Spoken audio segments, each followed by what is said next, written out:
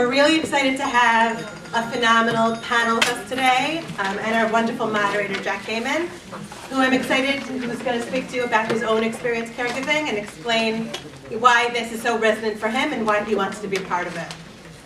In case you don't know me, I'm Victoria Sutton. I'm the director of the senior division at SBH.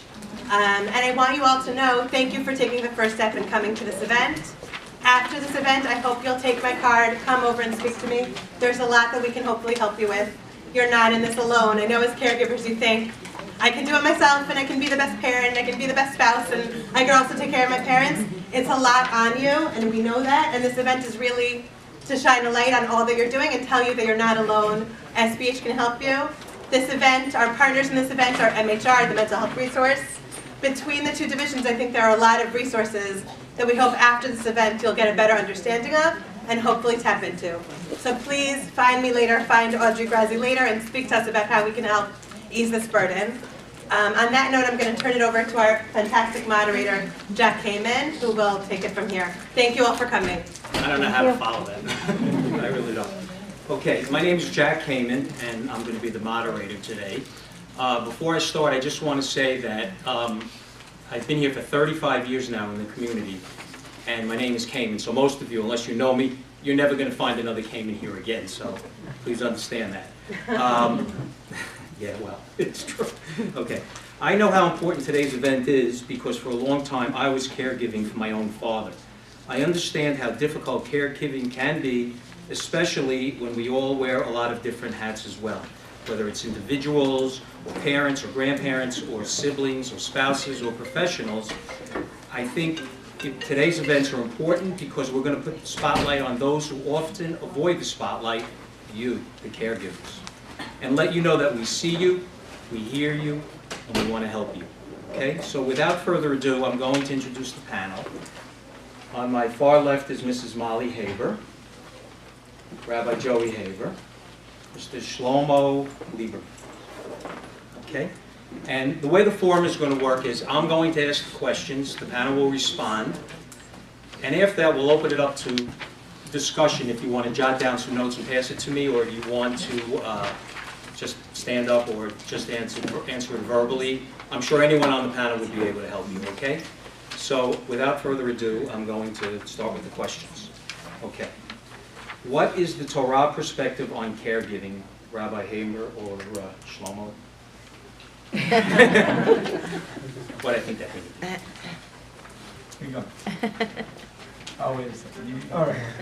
All right. I preface my remarks with the idea that I am not a rabbi, much to my parents' disappointment. I think the character that is identified as having the most kibud of Eim, ironically in the Torah, is Esav. Esav, who is evil, Esav, who is bad to the core, is seen as a model and spoken of as in the Gemara as a model for kibud of Eim. And the reason for that is a little twofold. One is we see the Gemara says that Esav put on his special garments. And why is that so special? What does that make such a difference? I think one of the reasons that makes such a difference is because he's putting his best foot forward. He's wearing the best version of himself when he's interacting with his parents. Part of that, and what part of that means, is that he's separating himself from all of the other distractions, all of the other negative thoughts, all of the other negativity that goes on in his life when he focuses with his parents. He's coming into his parents with the positivity of his life and allowing his parents, even maybe for his own benefit, but allowing his parents to live in their own reality, to see him for who they need to see him as, rather than forcing his father to live in his own reality and see where things are at. And I think that's difficult for caregivers. It's difficult when our parents have an alternative reality. It's difficult when our parents move to a different place where they see things differently, and we have an urge to bring them back and plant their feet too firmly on the ground. And sometimes that's not fair. Sometimes our benefit would be to allow them to see what they need to see in the moment, to be in the moment that they need to be in, and separate from all the negativity and the response. of what's going on around us. Okay, thank you. My comment would be that Torah, obviously, respecting your parents is in the Ten Commandments. And it says, L'man yarichum yamecha, no yishav long life. Now, rabbis say, why is that the appropriate response? Why you take care of your parents, do you have long life? And the answer is twofold. Number one common answer is the fact that taking care of your parents really requires a lot of time. Like a lot of time. And, you know, I said this recently, we used to think of Kibbud Av Va'em as, you get your father a cup of water. That's cute. That's not what the real Kibbud Av Va'em is. The real Kibbud Av Va'em is at this stage, when you're very busy and you have to take care of them and really be there for them on a way that you're kind of not expecting and not prepared for, and you're investing a lot of time. God's promise is, you invest the time. I know this takes time.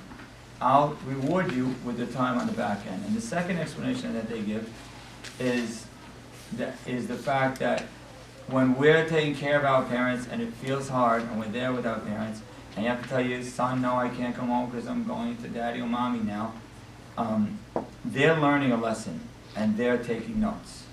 And it's such an unbelievably powerful time in your life to be able to have the opportunity to teach your children through real example. So you're saying to yourself, oh, this is hard on my kids. Nah, don't worry about that.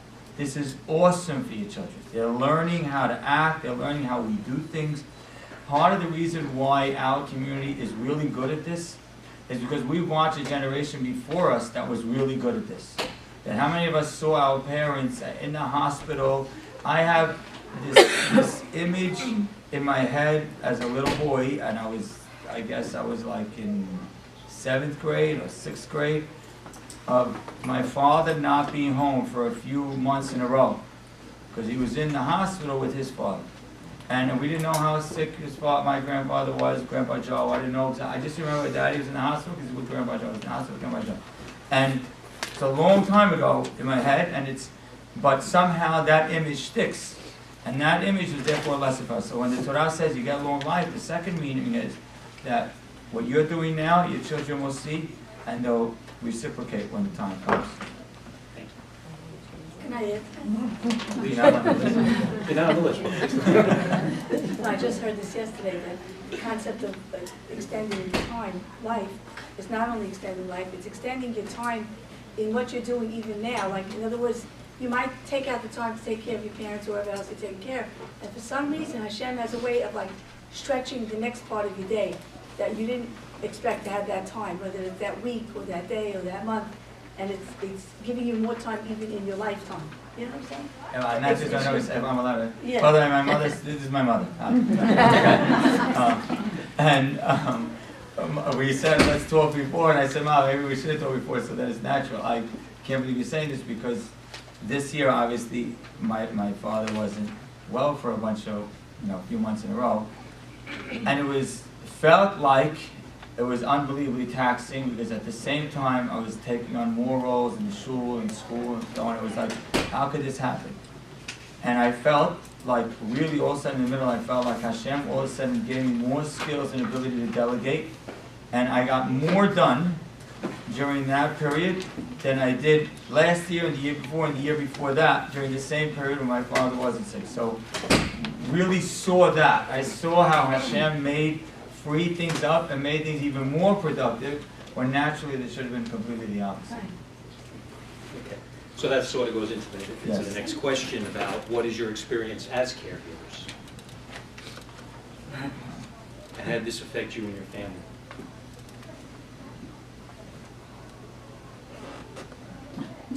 First of all, the Hebrew word forgive is not time. When you give, you get back. You don't do it 2 ways. I don't mean to be sensitive, but I don't look at it like I'm caregiving. Someone came over to me and said, the whole community got affected. They see commitment. I said, I don't understand. Forgive me for this, but he's my husband. What does that expect me to do? Go to Bloomingdale's? I don't understand. I really couldn't figure it out. Like, what else did you want me to do? Taking care of my husband, Delta Speed. It was the day before. It was not this was many years ago, about 13 years ago. My father wasn't feeling well. And I was in this building. And I had a meeting here. I'll never forget it. So I hope this was a little bit of an impression because it left such an impression on me. And I remember where the meeting was, and I remember who I was meeting with. I was sitting at the edge of my seat, and I kept saying, what am I doing here? I'm supposed to be my daddy now? I don't know what I'm doing here. I didn't feel good. I felt very uncomfortable. And it was my day to be at my father's side, and I was in deal. I had gotten here a little late, and I think my father made a comment or something. And the truth is, the next day he died. And I have to tell you something. I cannot, till today, those few extra minutes that I stayed here stayed with me for a very long time. I didn't feel good then. It was my father. I don't have that chance again. You know what I mean? So I don't know the level of illness that everybody's dealing with, but he wasn't well at the time. He was coming out of surgery. He was an 84-year-old man. I should have slept in his bed. Like that's how I feel today. I still think that way. So to me, caregiving is, I'm only getting back. It's my husband, it's my father. I'm only getting back. And how did this experience affect you and your family? I could write a book, if you want to know the truth. I could really write a book. It really became the new norm in our lives, you know. Daddy wasn't feeling well. Everybody just stepped up to the plate. And that, the truth, I never saw anything like it in my life. I didn't even know what they were doing half the time. Thanks, I need you. So her husband comes out, the rabbi comes out of the shower, he says, I just checked Uber. You'll make it by 2 minutes. Sure enough, it was the greatest sight we both saw, but this older sister, God bless her, is very capable, knew that the younger sister was the one that was taking care of the medical stuff. And it was a big decision we were going to have to make, maybe on Yom Kippur, and we needed Simi. And Hashem gave up 1 minute of candlelighting, with 3 electric candles waiting on my ledge, and I don't know how I had 3 electric candles.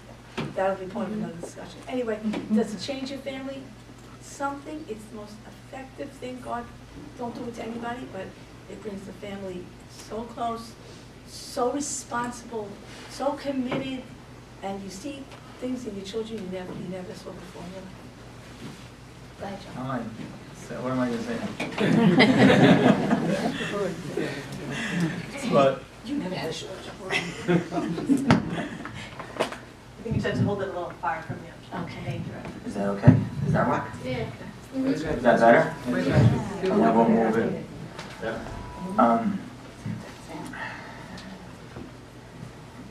Again, to me, what the experience did is that as you're getting older, your goals in your head are more independence. You're a kid, you want to graduate elementary school, you want to graduate high school, you want to get a job, you want to get married, you want to have children, you want to try to be successful. So all those things are kind of to become more and more independent. And then all of a sudden Hashem stops you and says, 1 second. You have to stop and recognize like where you came from for real. And I pride myself in always having done that, but it was a whole new thing. And to really recognize that this is my father, and I have a chance. And at one point we stopped and realized, and you mentioned our sister Simi Belshri dealt with it with her father-in-law.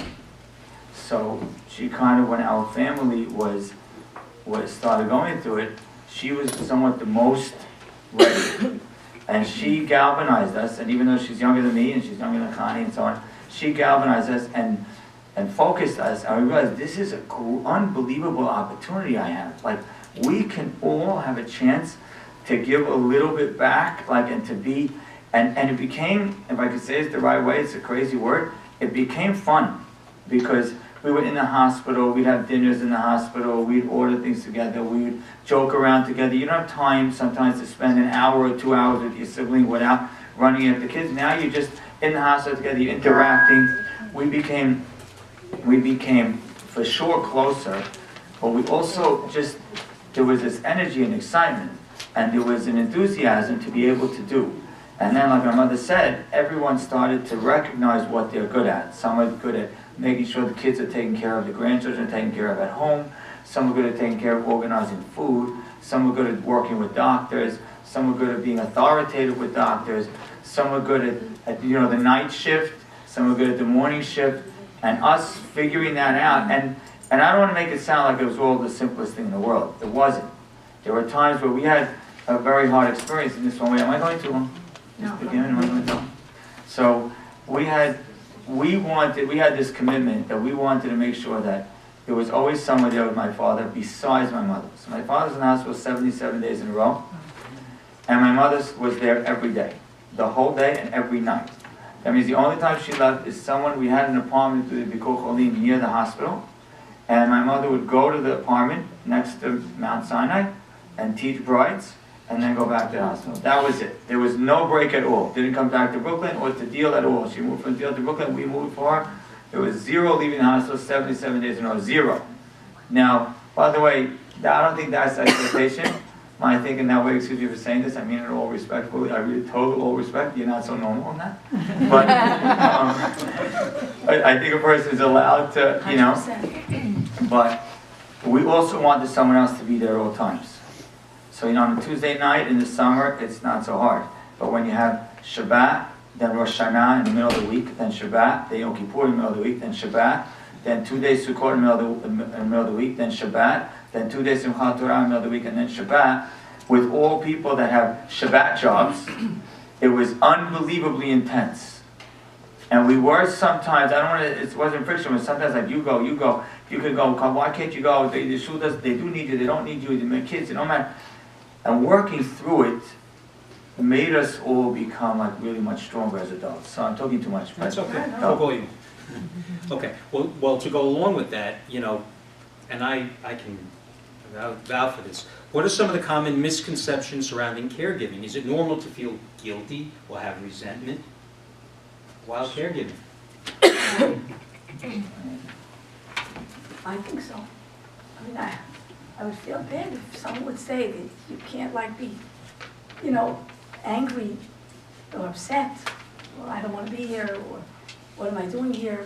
When you're watching your parents go through something like dementia, it's impossible. I don't see how you cannot feel like always angry. No, seriously, always upset. There's nothing to talk about. I think if you don't feel guilty, then crack up. You know what I mean? Really. Right. Feel guilty and do something about it. Just say, what? Someone take a shift. Someone else take a shift. I need to leave. I need to go. I need to go to Bloomingdale's now. I do. You know what I mean? I need to take a moment. There's nothing wrong with that. You have to. 100%. There's nothing wrong with that. You really do need to teach brides. Yeah, I needed to teach brides. He's right, by the way, my son. In fact, I want to thank those 3 brides, because 3 brides insisted that they learn with me, and I was in the city, and it was really ridiculous. I had an Ashkenaz actually gave me a beautiful apartment. I walked from the hospital to the apartment. It was, with my out a couple of times a week, and I have to thank them because they kept me in my business of teaching. So which was good. But the truth is, he's right, my son. That was my way of taking a moment. I did. You're right, Joey. I was thinking. So I think that That was your Bloomingdale's. That was your outlet. That was your 100%. Bloomingdale's. Without a doubt. Yeah, because I've almost listened to Bloomingdale's. So the truth is, I think that guilt and resentment is normal because you're thrown. It often has whenever it starts, if it's gradual or not gradual, you're thrown into it completely not prepared. No one says, okay, I am now 40 years old. It's very possible that my parents are going to start to get older. Let me learn all about this. No, it just boom happens, and now all of a sudden, whoa, and now your life is already jammed, and no matter how busy you are, you have no room in your 7-day week. And now all of a sudden this is going to happen, and you can't figure this out. So to feel guilty and resentful is normal. And I think the next step, and that I know I felt personally, is keep telling myself, all I can do is my best. I'm not able to be in 7 places at one time, and I'm not expected to. Where does God want me right now? What is the best thing I could do right now? And it doesn't mean I can make anyone better. I'm not a doctor. I just could do my best. And I keep reeling myself in. I'm not 12 feet tall. I'm not 6 people. What's the best thing I could do in this moment? And that's what I need to do. And that's all I can ask of myself. And after that, I'm going to be okay. So I'll comment like this. When I see people going through this and they declare that they have no guilt or resentment, that's when I know that there's a problem. Absolutely.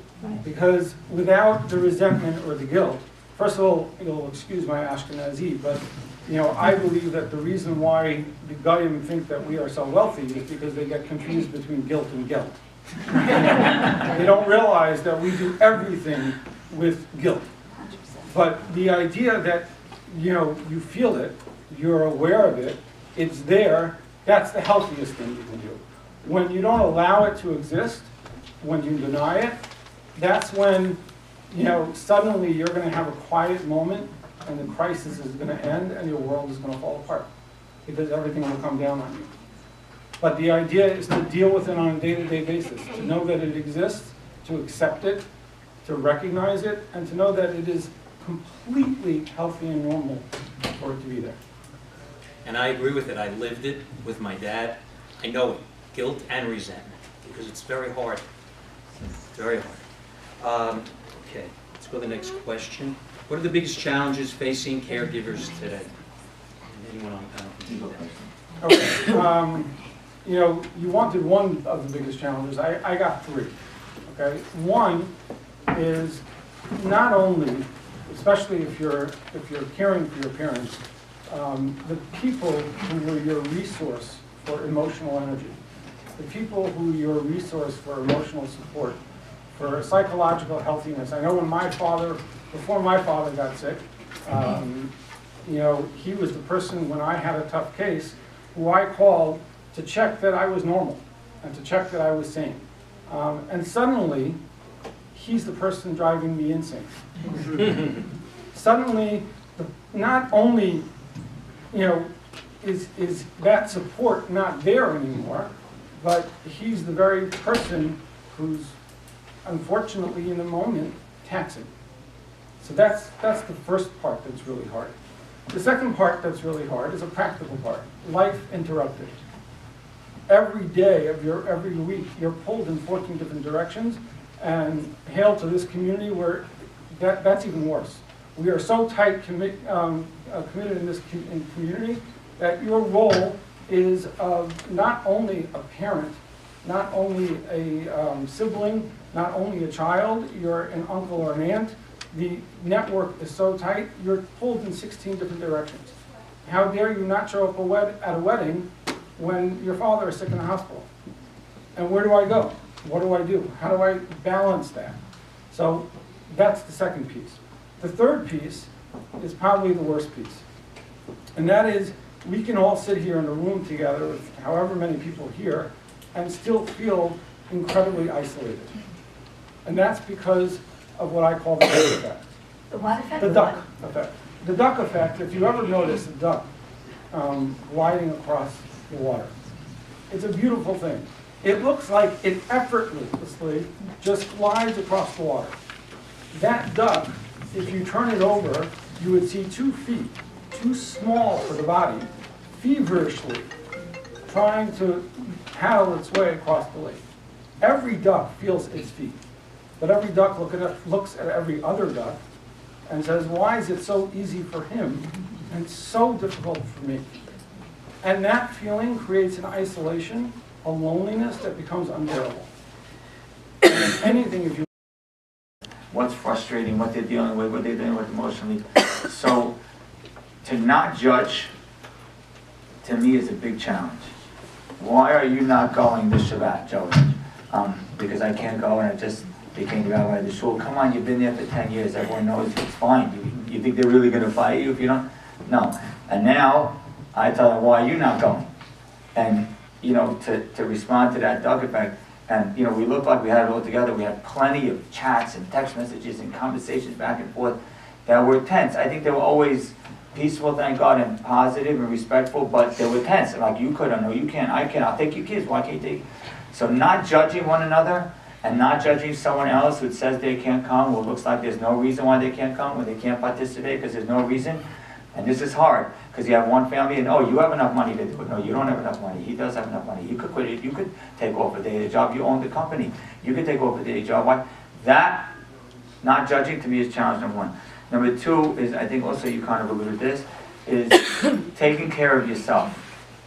I really believe the only way you can do anything is if you don't feel guilty, take care of yourself.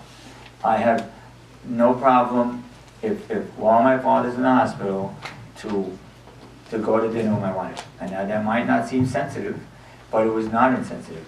It was, I don't think I really did, but anyhow, but I would.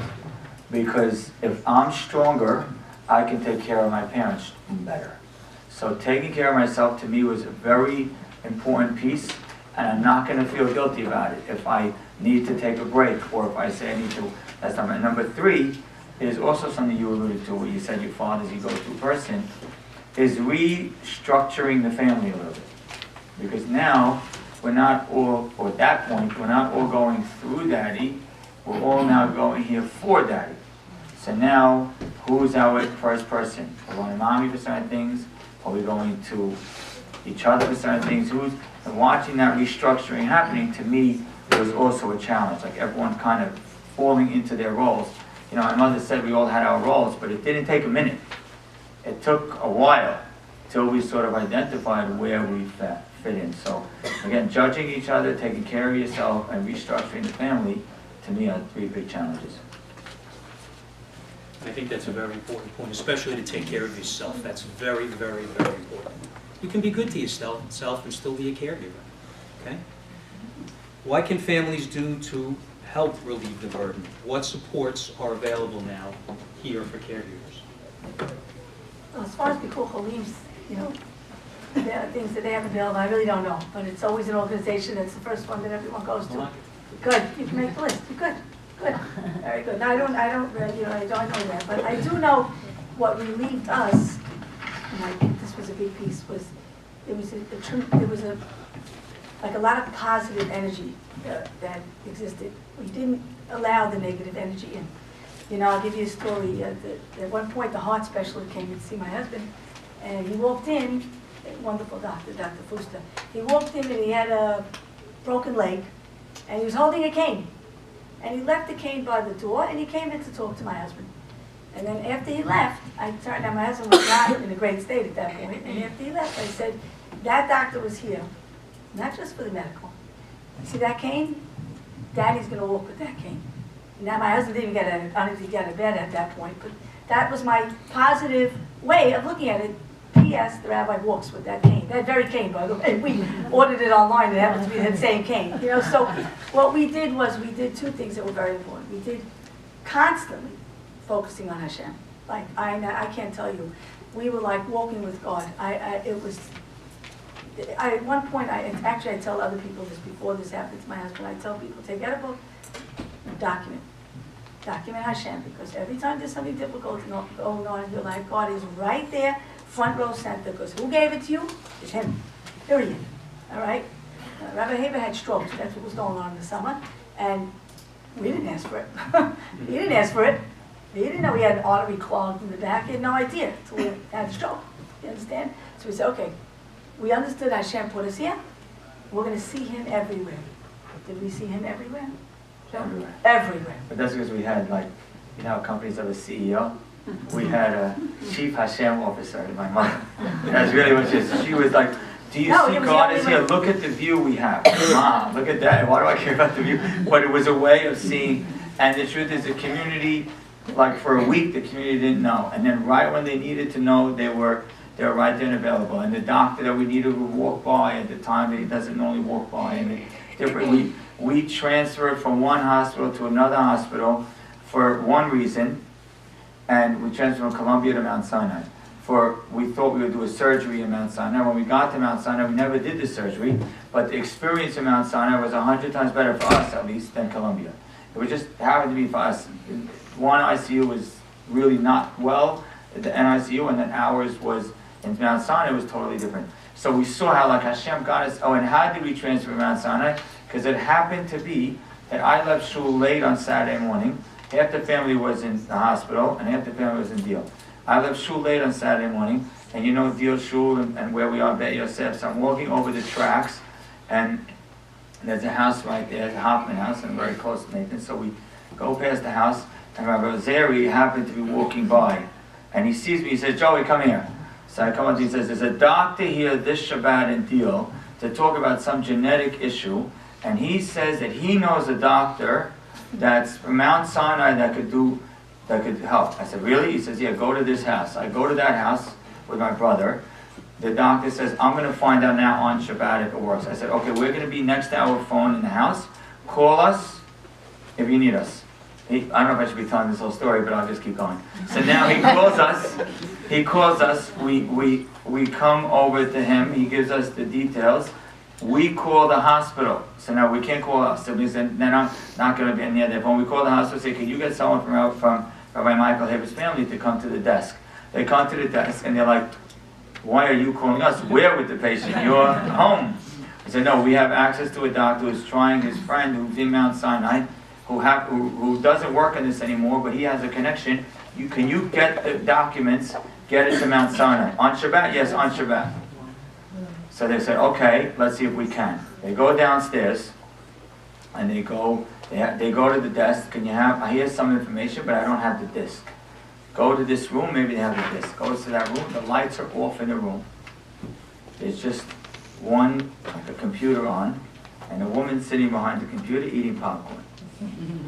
So my brothers go in and start talking to her. No, she was actually watching movies, and the kid said to her, you need popcorn. Oh, yeah, you need popcorn, I'm sorry. So she's watching movies at a desk, okay? Because it's a really Yes, no, catch-up. yeah, exactly. So now they're talking, and they're just joking around with her, and they say, oh, can we have the disc? She says, oh, yeah, I can give it to you. I'm not sure if I'm supposed to or not, but I'll give it to you. Boom, press on the disc. 10 minutes later, here's the disc. They go back upstairs, bring the disc. My mother says, so let's go get it. We had popcorn, I think. Let's go get popcorn. They go back down to the office. The lights are off, she's gone. So I was upstairs with my husband, with my other son, and I said, I kept looking at my kids, why are there 5 of us here? Excuse the number, but why are there 5 of us here this Shabbat? 2 was enough, it's so hatchet.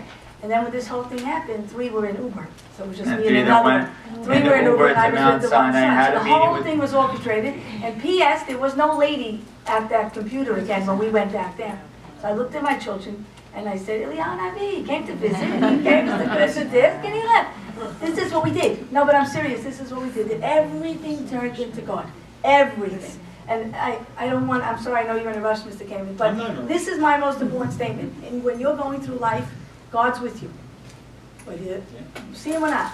The more you look to see him, the more he'll be there. Trust me. He was so over this situation. We were like, okay, there he is again. It was so obvious. It was not even normal. The doctors and the nurses. One nurse came to me. She goes, "You're not supposed to be in NICU. Just NCI. It was. I never got it. NICU so long. I don't understand. What are they keeping you? You're not supposed to be. You're supposed to be downstairs already." No, we had a doctor. God bless that man, Dr. Marco. He would not let my husband out of ICU unless he was 100% positive that it was right. Some Italian that God sent us that we should come to this hospital for Columbia. It was ridiculous. It was absolutely But the coolest part about that doctor is that doctor was a surgeon. He's not supposed to take care of a patient. He's supposed to do surgery with the patient. He never did it. He never did the surgery, but he took care of it the whole time. So. It's his positive attitude and seeing Hashem. And I also think the way to relieve the burden is to get organized. So in other words, don't have everybody doing everything. So if there's 4 kids in the family, and each one, okay, you handle this, you handle that, and you're organized, it's a lot easier to deal with it. Because this way everybody doesn't feel the pressure of everything. Also, like Mr. Kamin said, he said that this community is filled with it. So that Shlomo, he said that this community, we're all flipping related, honey. You take one string and you just hang us all on it. You know the old clothesline. That's who we are. So if you can't do it, there's a niece or a nephew or a cousin that would be very happy to help. You can't pick up the carpool that day because you got to take care of your father or something. She'll be thrilled. She can't believe you even called her. She'll be so excited. That's our community. This is who we are. We are all about the family. That's what we do. And I want to just interject and say that there's a mental health division and a senior division at SBH. There are 2 divisions devoted to helping caregivers, and you're not alone. Okay? Then we go to the next question. What action steps can the caregivers in this room take from the conversation? What do you want them to walk away with today? And Shlomo, you can start with that if you want. I'll start with one word. It's self-care. When you are a caregiver, you're giving away your care. And ultimately, you need to get it back. And the only way to do it is to give it to yourself. It's okay, like you said, to take your wife or husband out to dinner when somebody's sick, because you need it. It's okay to take a break and get your nails done. It's okay to do whatever it is that's going to give you the emotional capability of going through another day. The idea of even laughter, you alluded to all the laughter, whatever it is. The laughter is a wonderful thing, and sometimes we get nervous and we feel it's inappropriate, but it is appropriate. Laughter bonds us. Laughter gives us strength.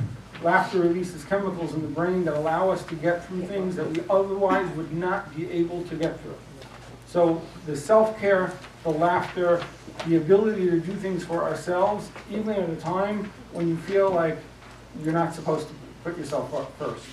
But if you don't put yourself first and you put yourself last, you're going to end up losing the opportunity to be able to be the caregiver that you want to be.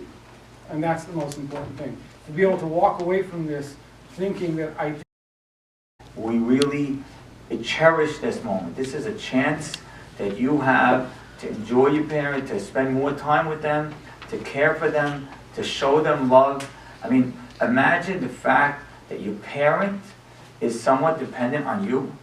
You know how cool it felt? I can't even tell you how cool, I'm gonna get choked up. How cool it felt that like my father was waiting for me to talk to a doctor.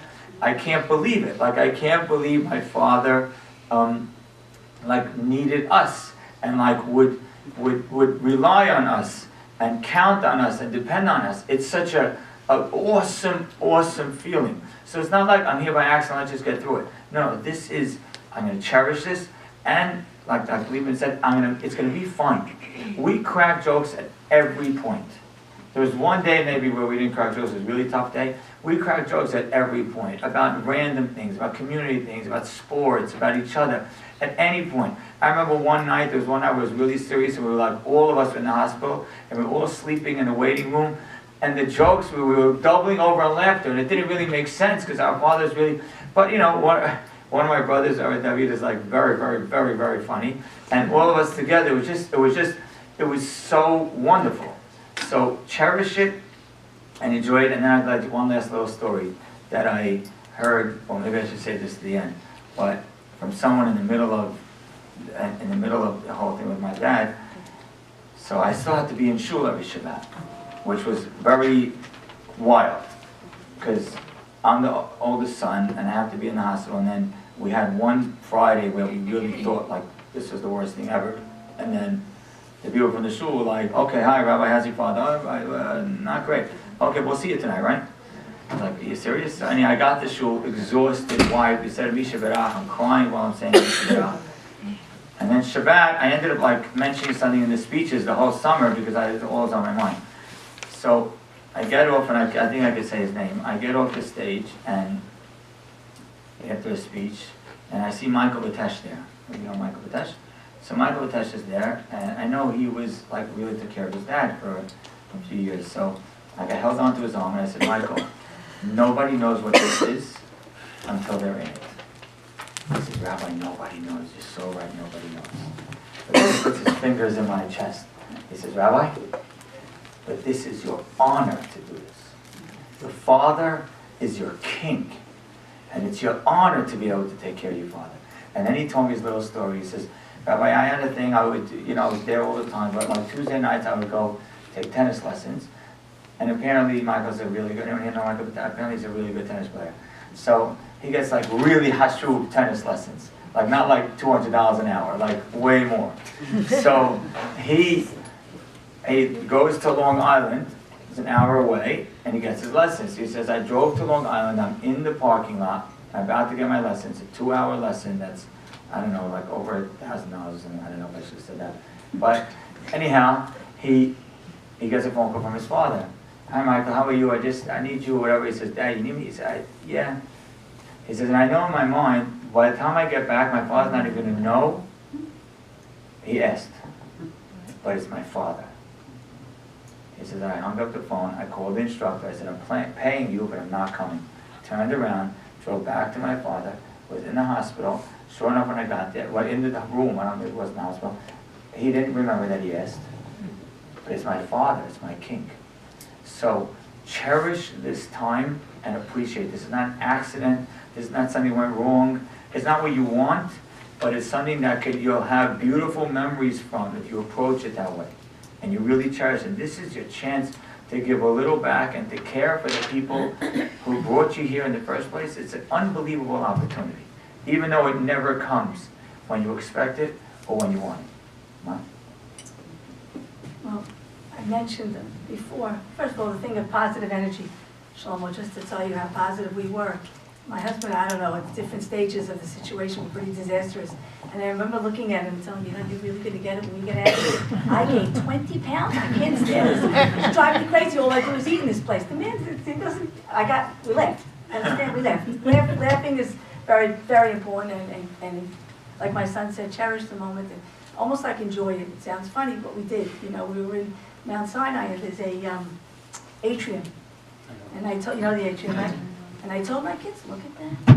The Waldorf Astoria in Israel, there's an atrium. There is actually. There is, I know what I'm talking about, I was there too. I was there. So I said, look at that.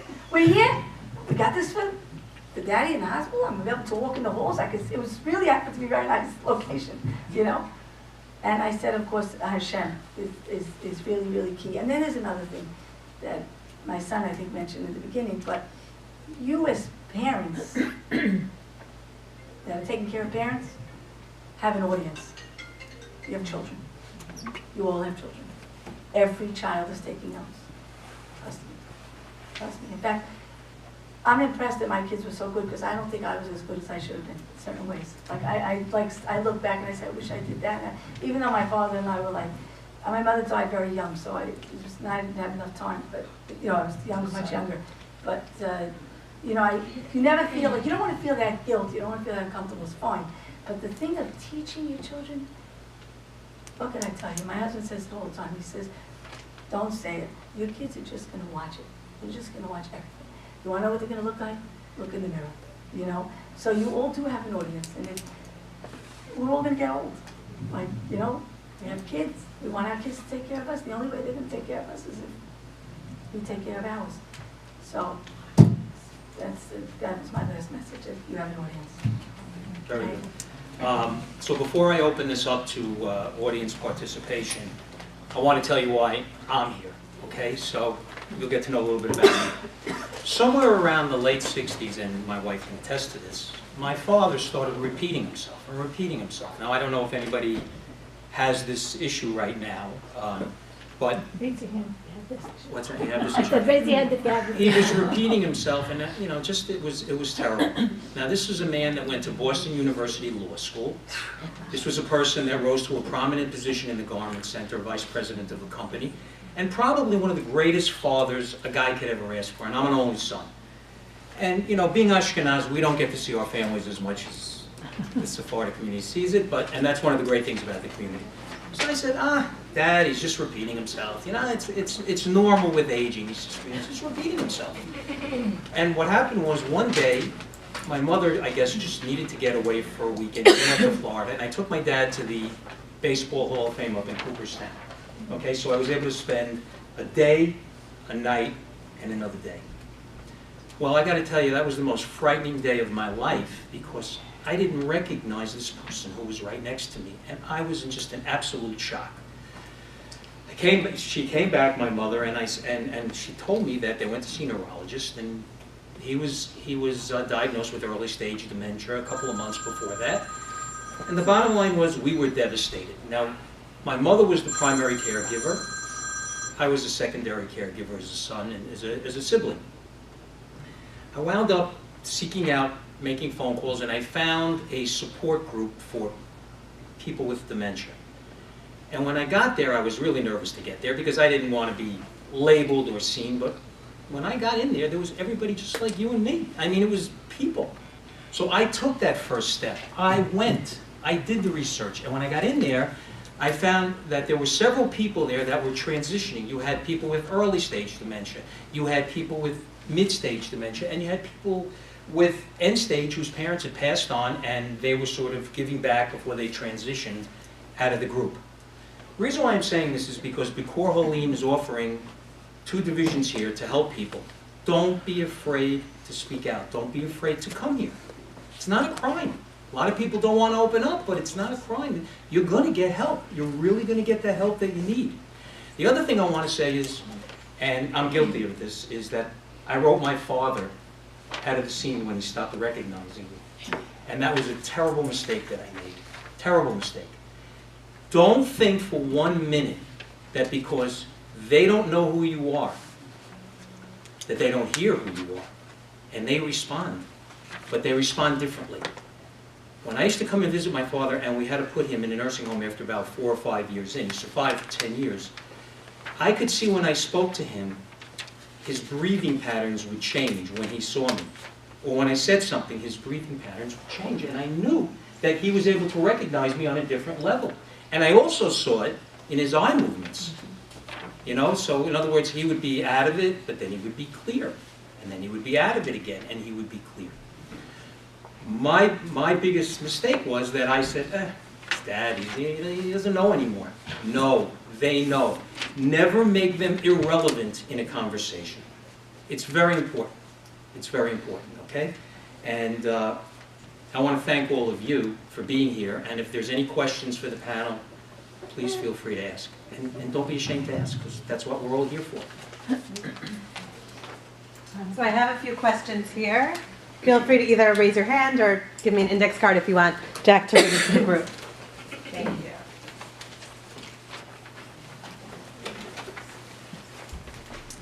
Okay, what is the new norm of incorporating the daily caregiving in your life? So how do you incorporate caregiving in your daily life, the new norm? What's the new norm? I don't think there's any rule. I think everybody's depending on the case and the extreme and the, you know what I'm saying? Sure. Situation depends if they're homebound, in the hospital, in a nursing home. You know, there's someone different. Am I right? So to piggyback with what you were saying before, I find that a lot of parents want to protect their kids from their experience of taking care of their parents. And it becomes a battle. How do I not expose my kids to this stress? And it interferes with the normal day-to-day care. I think it's a big mistake. I think your kids are losing out on an opportunity that they can get. You know, the idea being that they can age appropriately be exposed. Every child can do something. The picture of a young grandchild is worth more than the medicine. The idea that they miss a ball game or something because they're going to visit their grandparents in the hospital is something that they can never get back. And even if today they can't appreciate it, in the rearview mirror of life, it's something that's incredibly, incredibly worthwhile. Okay.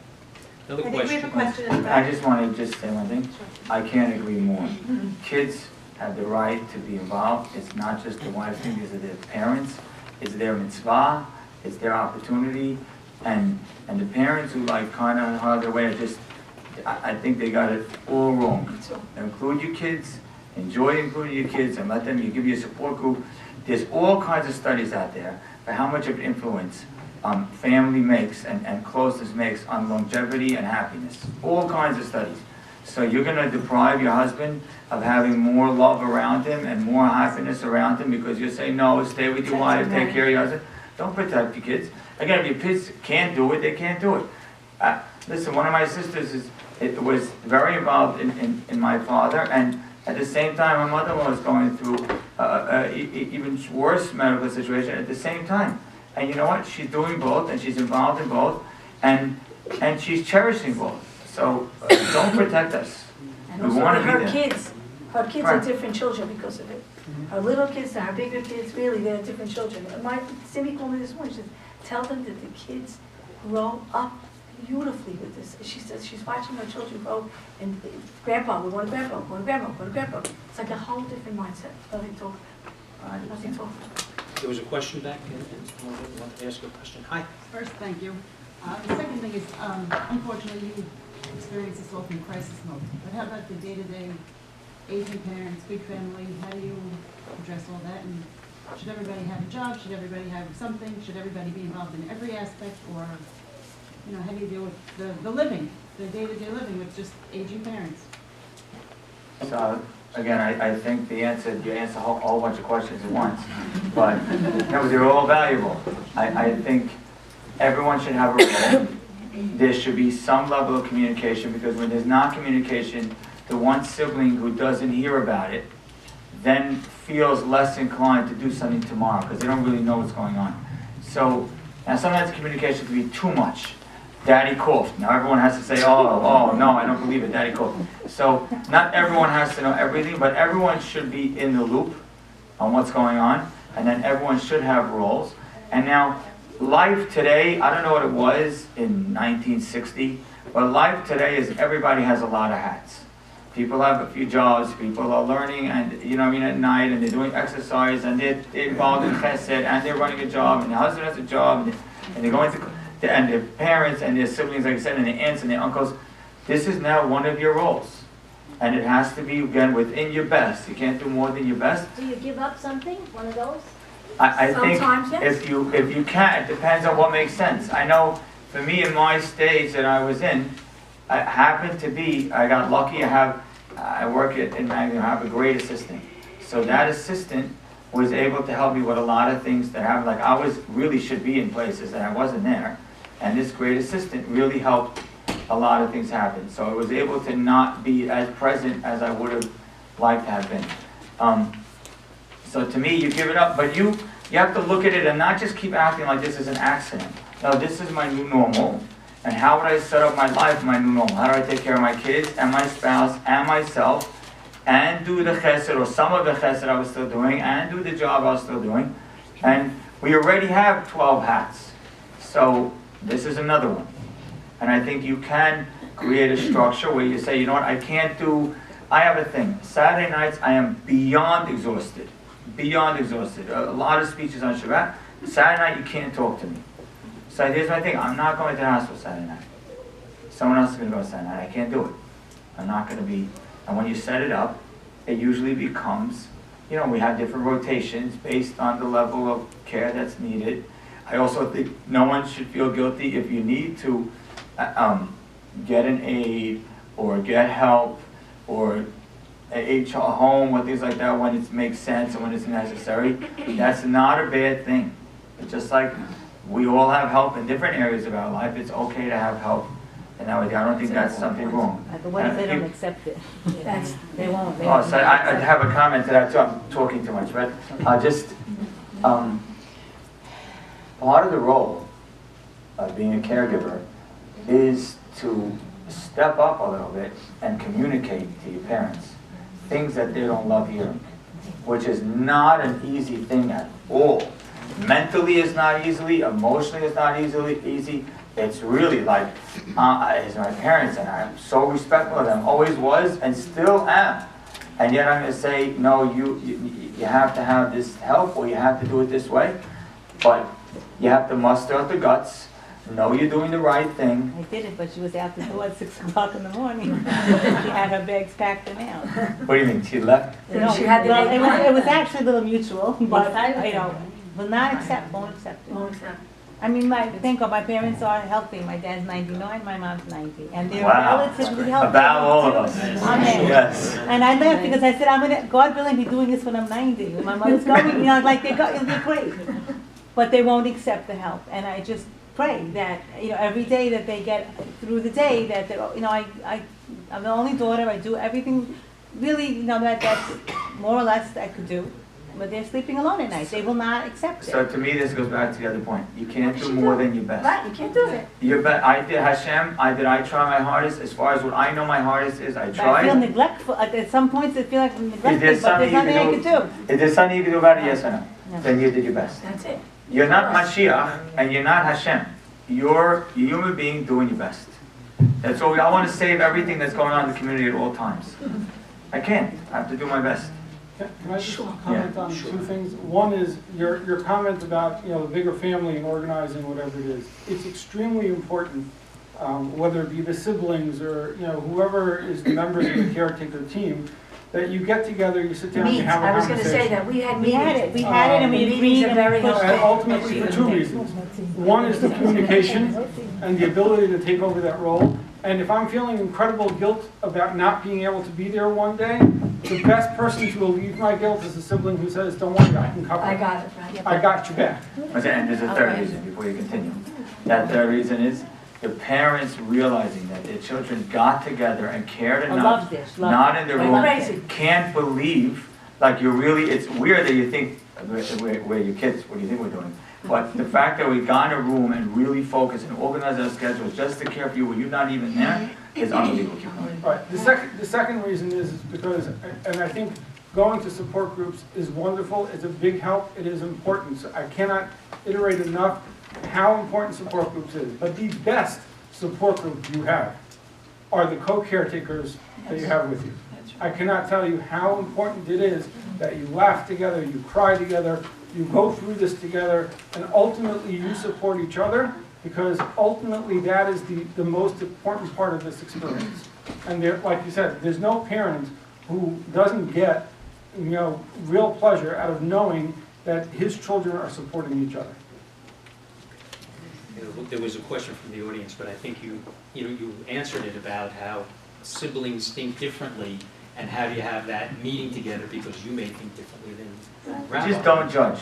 Just don't judge each There's a lot other. of stress. You don't know what's going on in someone else's marriage, with their kids. Just do your best and don't judge. It's really, I tell you, the judgment becomes insane because really we're all ducks. Your duck analogy is perfect. My body is alive. We're all ducks. We're all acting like everything's great. You don't know, my fourth kid might need my help or else they're going to fail through school. And I'm not going to explain it to you right now. So it's just don't judge. That's all I can say is do your best and don't judge. No one knows. How do you try to stop yourself from getting hurt? Like I'm saying, a lot of times there's a lot of pain involved. You're not, even from the parents. And this is not somebody with dementia. It's just trying to play on your guilt, trying to say, and you're trying your best, and you're doing everything you could, and it's still, you're not good enough, not appreciated. It's So I really think that's, painful. because you Very said painful. support groups of the siblings. Because if your siblings see that you're stepping up and doing your best, then to me that says more than if the parent is in a tough state and their parent is judging. My siblings realize that I'm doing my best. I I'm think not sure that's, she's saying that. She's saying that the How do you person deal with is the saying parents? You need the support from, you're saying you need the recognition from, I'm saying you need support from each Can I other. jump in on this a Yes, little go bit? Answer number one, you're not going to keep yourself from being hurt. Right, exactly. I hate to break it to You're you. not keeping yourself from being hurt. You're going to be hurt. It's the most painful thing in the world to be giving and giving and giving and giving and giving, and the person that you're giving to cannot appreciate it. And because of where they are in life, they're not only not appreciating it, but they're putting it down in order to make them feel better. Why does that seem normal to you? Why is that not shocking? Why is that? Why does that seem normal to you that they can take what they need from you? The parent? Yeah. So let's take 1 minute to walk into the person's shoes for a I was minute. going to say the brain of that person. Okay, that person is a person who achieved a peak of life, who achieved the status. He or she is feeling all their abilities disappear. Imagine for a moment if, God forbid, you got dressed tomorrow morning and you couldn't remember how to tie your shoes. You couldn't figure out how to tie your shoes or how to put on your shoes. You would be panicked and frustrated and angry, maybe even to the point where you would want to forget it's happening. You would want to pretend that it doesn't exist. You would want to pretend that you're still in that moment and at that peak and in that place of your life. And anybody who comes around and points it out to you that you're not in that peak of life becomes your enemy. Because that's where I want to be. And sometimes the people that are helping the most get the most blame. It really is, it's not normal, it's not normal, it's just the way it is. And you're doing, to me, I didn't feel as much guilt because, not because I didn't feel guilty, because I just kept pulling myself in. Are you doing your best? Do you know you're doing your best? Are you trying your best? And that's all, and I know I'm carrying as much, and we're a team, we're doing our best. I'm getting a lot of questions about fighting with siblings. Yeah, so what if it's not a That team? seems What to if what it- I'm what getting if a lot it's of not questions about, team that effort? siblings don't get It's along not with a each team- other. Most of the time, it's not a team effort. But, well, it's not a team effort because also in our community, men are, and we had a lot, again, I hate making us sound Like, you know, I gave a class this past week, and I Like, mentioned we're so something. perfect. And I mentioned something about my own marriage, and someone sent a message to my mother-in-law, TMI, too much information. So, but I like making it clear. No, we had times that we're going back and forth, and there is judgment, it's natural.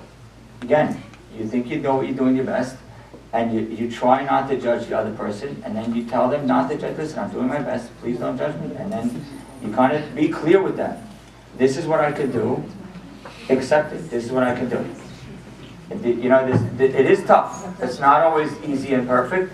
This is what I could do, and this is what I'm doing. You have to move away your ego. I mean, I'm sorry, but someone has to talk to your kids and your family, whoever's dealing with it. You know, it's about mommy and daddy now, whatever it is, and it's not about us anymore. Everybody move away your ego, come on, you know? If this one can handle it, and the other one, she's the 20-year-old and the 40-year-old can't do it, get it. Like, just get it, figure it out, like, talk it out.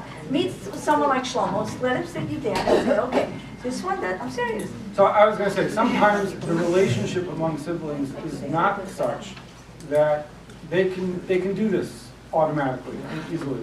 I do a lot of this with families that come for 2 sessions, 3 sessions. Right? Just a little meeting, a little group, deciding what we need to get done, where we need to get done, how we need to do it, and being able to put ourselves aside for the greater good of what we are trying to accomplish. And when you hear it from the outsider rather than an insider, Right. they'll hear it. And sometimes that works. Yeah. You know, I do recommend it. It enables you to get beyond the bickering that happens among siblings. You know, we are all patternistic people. So whenever we deal with our family of origin, a lot of the dynamics of family of origin come back. So, you know, I used to fight with my brother constantly. So I would imagine if I spent more than a week with him in a house, all of those things would come back. Well, lo and behold, it doesn't wait a week. It only takes a couple of hours for these patterns to show up, okay? So the idea being that especially when you're dealing with something difficult, and especially when you're dealing with something crisis. So if you need to, and it's not working on your own, get some help. Don't be afraid to get some help. Okay, so what if you have no siblings?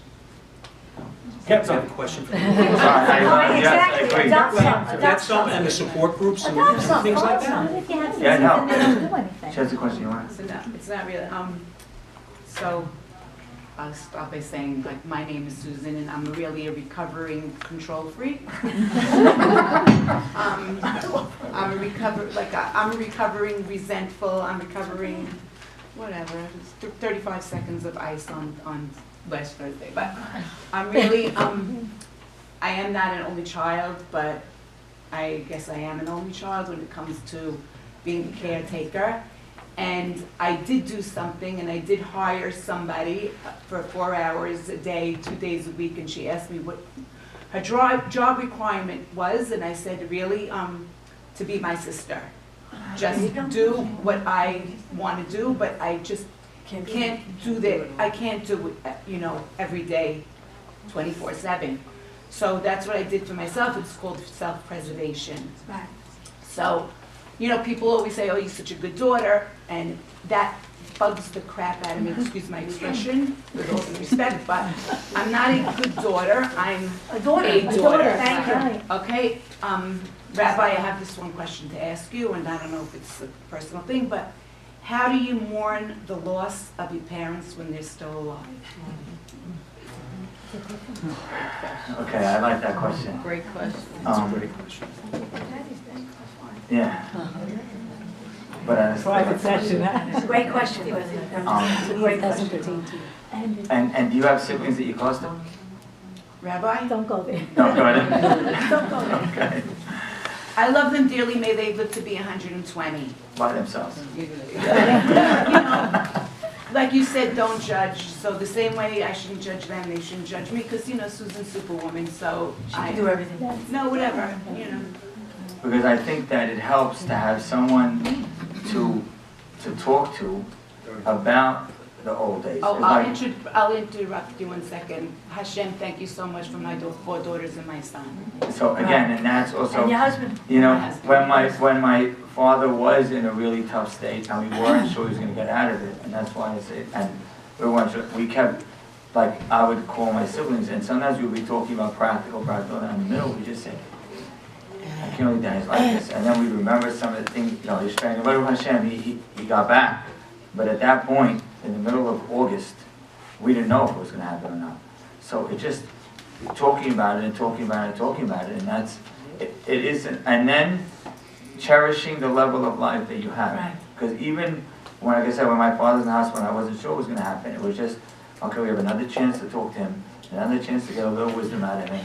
And sometimes you get some unique things from the new normal. Because you start to realize, like, your father could barely talk and he's saying Tehillim, like I've heard that from people, or he's singing Pizmonim, or things like that, where you see he's still being friendly, or he's nice to the nurse, where you start to see lessons that, and you say, okay, listen, if you ask me, I still want to be back around my parents' table, 12 years old, with all my siblings around me. That's where I want to go. Where a snow day, like the other day, there was a thought we might get a snow day, and I just all of a sudden just reminisced to back and deal and all my siblings. That's how life goes. You don't get to stay being 12. So the same thing with your parents, is that now you're in a stage, but there's new things you can learn, and there's new things you could gain, and there's new things that you could cherish. So just keep looking at that, and yeah, I wish my father was 30 and we were having a catch on the front lawn. I remember going for donuts on a Sunday. I can't do it not just because physically I don't have the time, he doesn't have the time, no one has the time, but we don't even eat those donuts anymore. But it's just, but just that's how life is. There's stages, and you need to cherish and appreciate this one. And then talk to people a little bit about the old days to just keep those memories fresh. But it's tough. I once remember going to someone, the street sitting Shiva, and it was like, they almost weren't sad, and I realized, because like in their mentally, their father passed away 10 years ago. He only physically passed away now. So I think it really, really is tough. And the support groups, therapy, the conversations. You having a conversation with your husband for 20 minutes about it, or an hour, is wonderful. You know, men listen, men hear. We once gave a class about that. So, selective hearing. I'll call Lisa.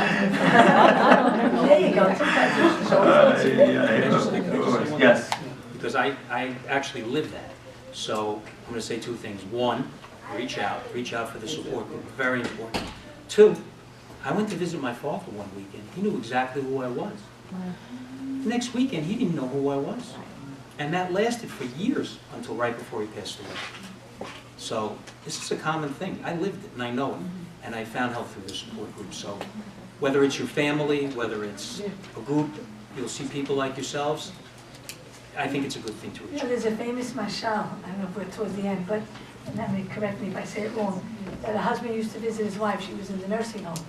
And he used to visit her and be with her every week, the same time. We'd go every single week, and people used to ask him, she doesn't even know you're there. She doesn't even know who you are.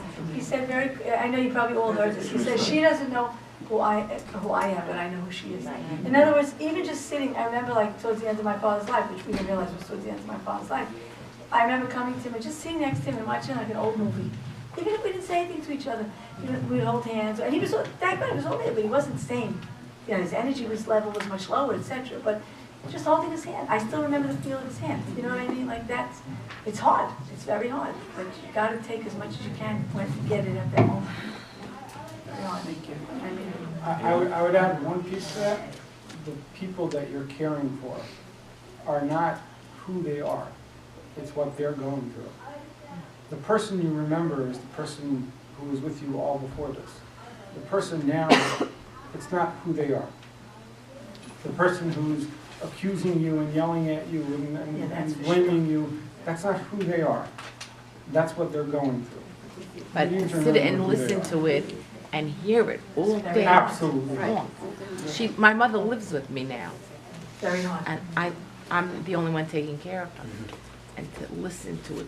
She doesn't stop 24, 48 hours. Constantly. Are you doing screaming, crying, screaming, crying. Right. And you I'm need going to to get say yourself something. out of Let the me ask house. you something, Shlomo. Living with her is the right answer? Is that? Right. I'm not putting her anywhere. Right, so that's all. Good. So if you're not putting it anywhere, then you have to take care of I know, but I'll yourself. listen to her. No, go on a vacation. Go on a vacation once a month. No, I know that sounds horrible, Does that sound like a man? But I mean it, like, what? It's the only way to stay sane. You must not feel guilty at all to take care of yourself. We said it a bunch of times, all of us said it at different times.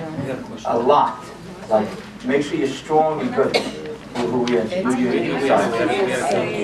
Okay, go. But my father, I'm answering a question about siblings.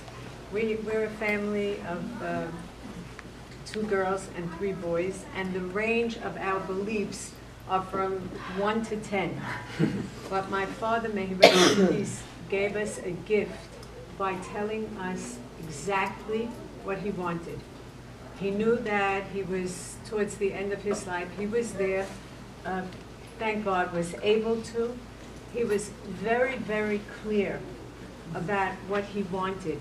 And there was no bickering, there was not, this is what he wants, and that was the way he passed away in his home, on his terms.